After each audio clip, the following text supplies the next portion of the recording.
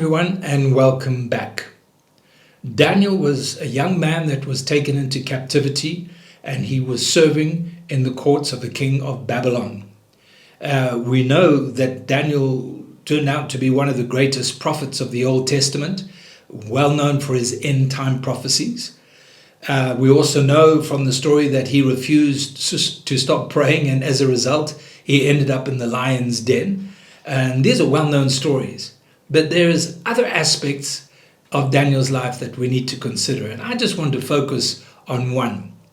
We read in the beginning of the book of Daniel chapter 1 that as a young man, he was commissioned with being trained for 3 years to be one of the king's servers. And as a result of this training, he had to eat certain things and drink certain things that he felt were not right for him from a scriptural or biblical point of view.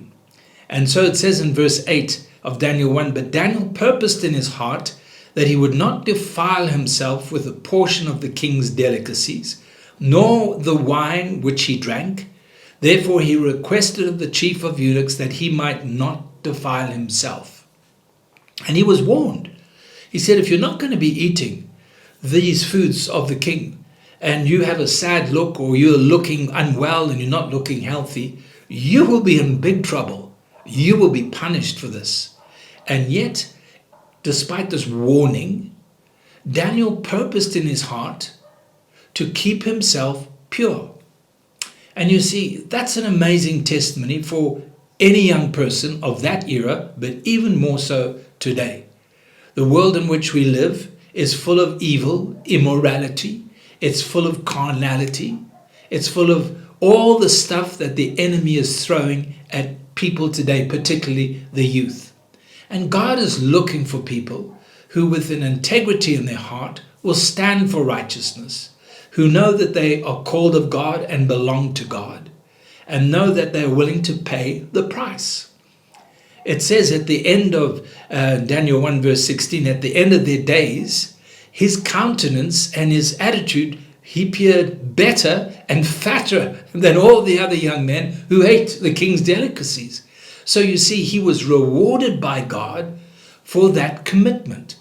So I want to encourage you today to be different, to be the person that God wants you to be. Don't mold yourself or conform yourself to the whims and the wishes of man. We're not called to be men pleasers. We're called to be God pleasers.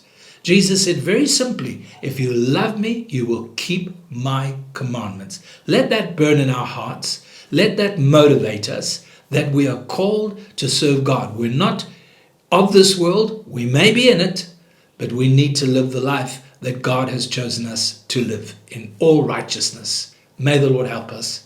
God bless.